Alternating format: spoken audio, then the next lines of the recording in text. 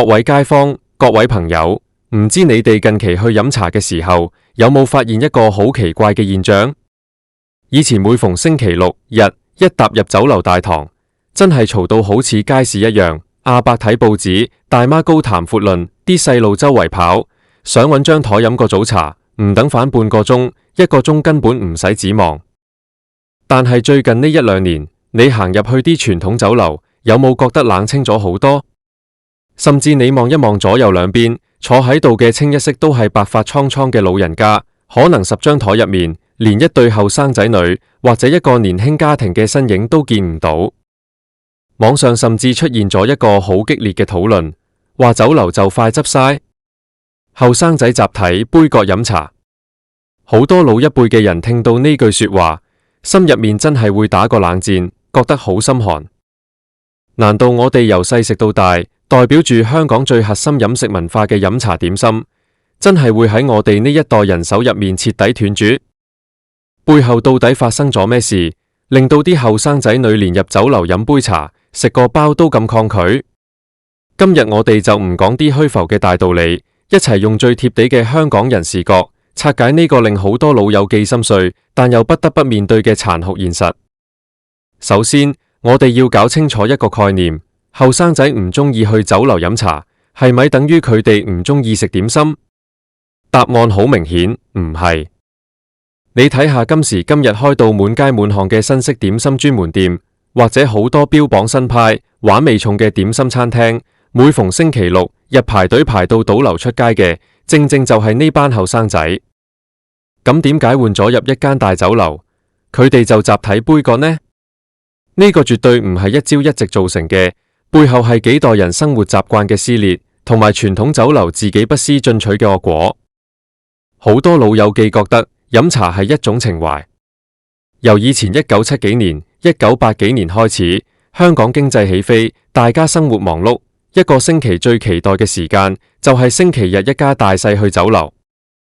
嗰個年代，酒樓係一個好神聖、好熱鬧嘅社交場所。老人家最中意朝早5-6點就去排隊，攞定張大台，然後等啲仔女、孫仔孫女陸續嚟到。對佢哋嚟講，呢個係享受天倫之樂，睇住下一代成長嘅黃金時間。可能一個星期入面，佢哋最期待嘅就係呢2-3個鐘頭。但係我哋換個角度，由今時今日20-30歲嘅後生仔女視角去睇下，香港人返工幾咁辛苦。一個星期返足5日，甚至6日，每日 OT 到深夜。到咗星期六日，邊個唔想瞓到自然醒？但係好多時，朝早8幾9點，阿媽或者阿爺就會奪命追魂 call， 話快啲起身啦，霸好台啦，再唔嚟冇嘢食啦。後生仔夾硬爬起身，帶住一對黑眼圈，滿身疲憊咁趕到去酒樓。一入到去，佢哋面對嘅係一個點樣嘅環境？環境極度嘈雜，嘈到你同隔籬嗰個講嘢，要好似炒大鑊咁用大喇叭嘅聲量。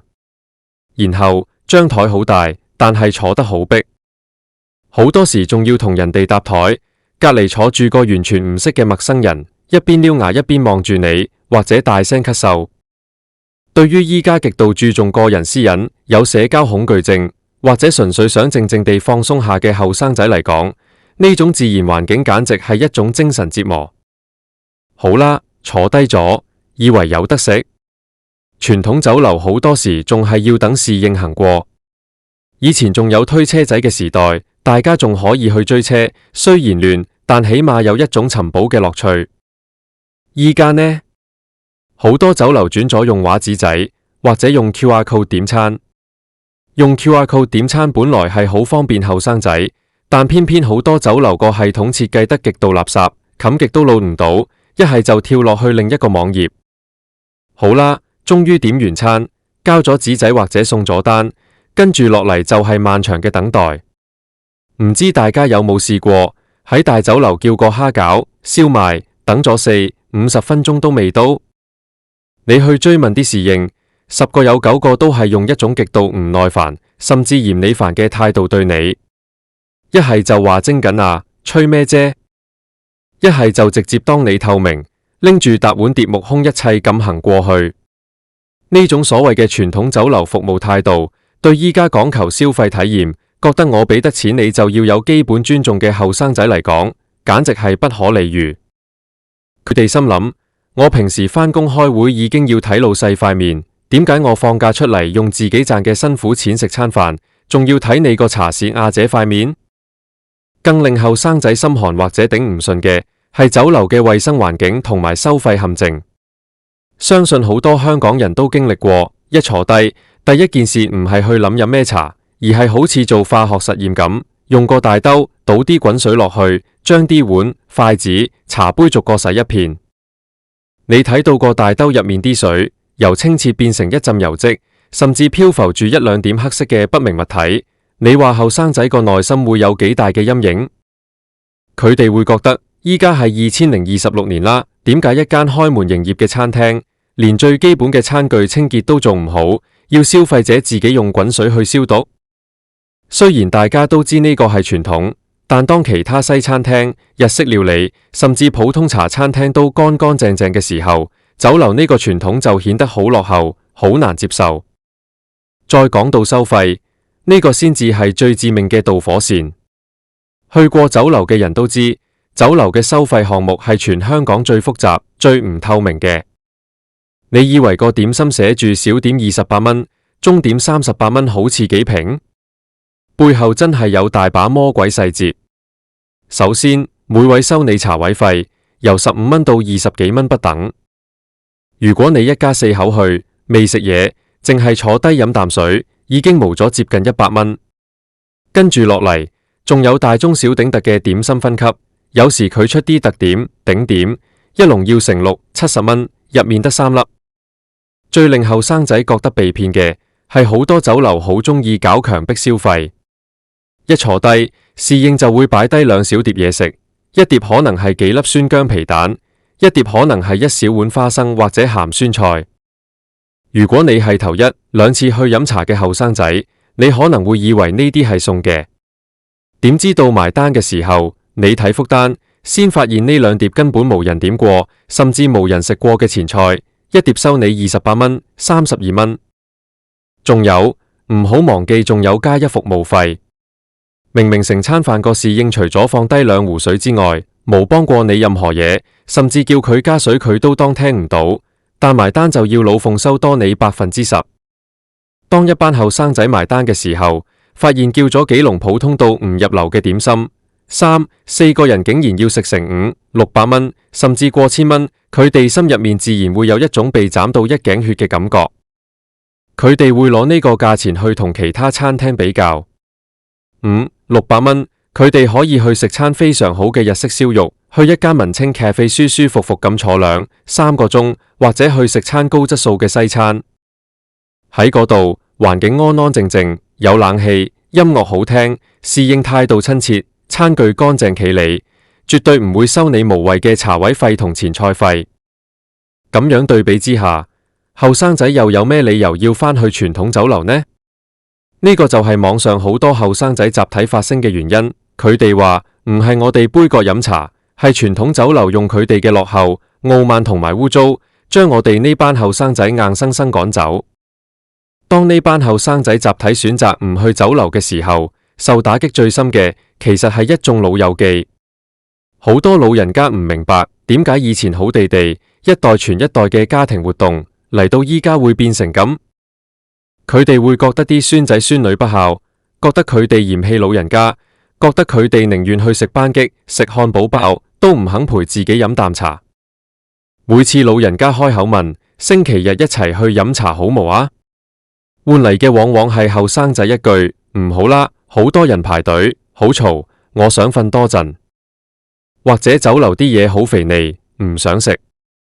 老人家聽完，表面上話咁好啦，你哋休息下啦，但心入面其實好難過，好孤獨。老友記嘅心寒，唔單止係因為無人陪佢哋飲茶，更係因為佢哋睇住自己幾十年嚟引以為傲嘅生活方式，正在被呢個時代慢慢淘汰。對好多退休嘅老人家嚟講，酒樓係佢哋同社會保持聯繫嘅最後一個窗口。喺嗰度，佢哋有熟悉嘅茶友，可以吹下水，講下當年勇，交流下買股票或者湊孫嘅心得。如果連酒樓都執晒，或者連仔女都唔肯同佢哋去，佢哋就真係變成孤家寡人，每日只能夠留喺屋企望住四面牆。但係我哋如果將責任完全推俾後生仔，話佢哋不孝，話佢哋唔珍惜傳統文化，咁樣絕對係唔公平，亦都冇辦法解決問題。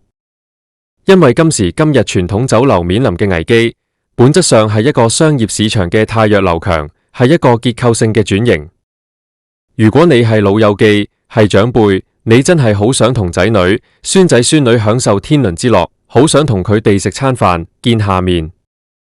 下次提議嘅時候，不如唔好再強求一定要去嗰間你坐咗幾十年，又嘈又污糟，連啲侍應都成日同你頂嘴嘅舊酒樓。你可以主動同後生仔講，喂，聽講依家出面有好多點心專門店，幾好食，幾乾淨，一係呢個星期日，你哋帶我去試下新嘢啊！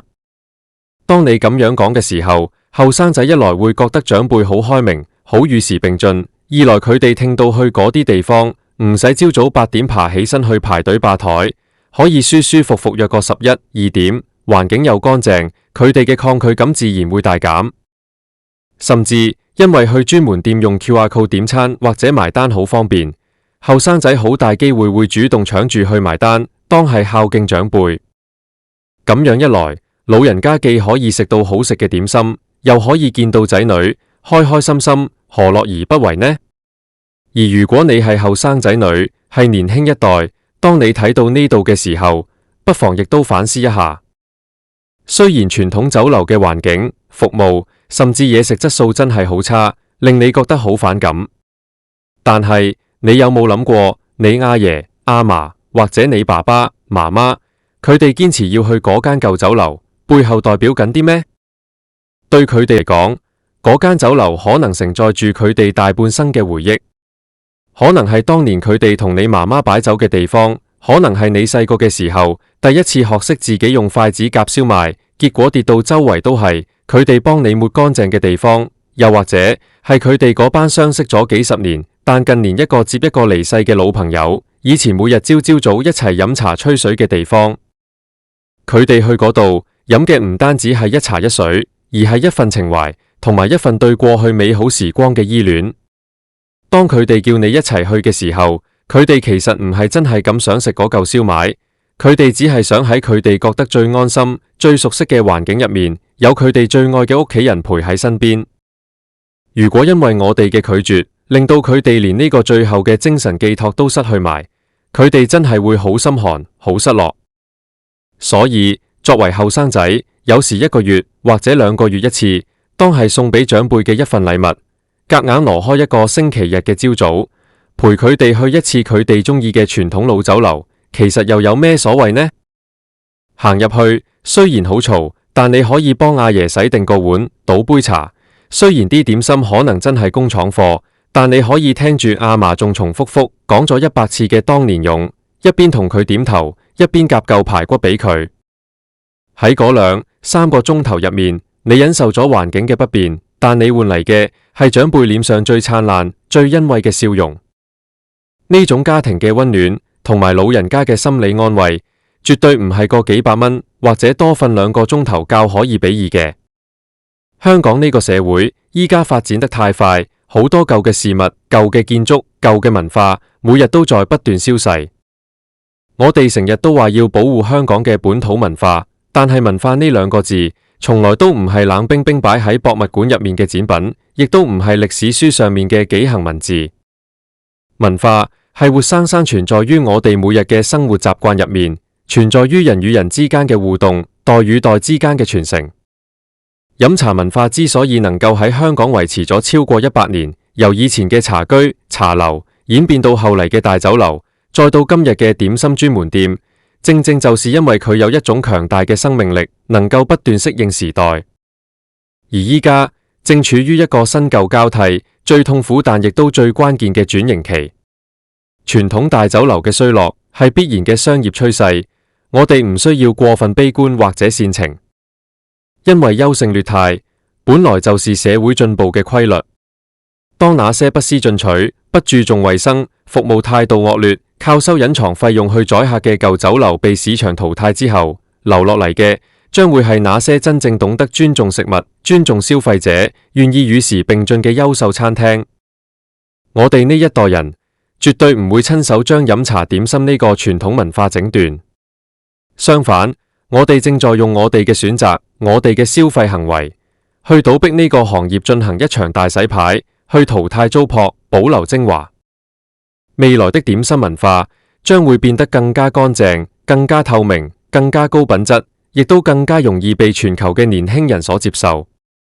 只要我哋心入面仲有一份對家人的愛，只要後生仔願意理解老一輩嘅情懷，老一輩願意包容後生仔嘅生活習慣，每逢大時大節或者普通嘅週末，大家依然會聚喺一齊。無論係去大酒樓定係去點心專門店，只要有一壺熱茶，有幾籠熱騰騰嘅蝦餃、燒賣，有大家嘅歡聲笑語，香港人最核心嘅飲茶文化就會一代一代咁永遠傳承落去。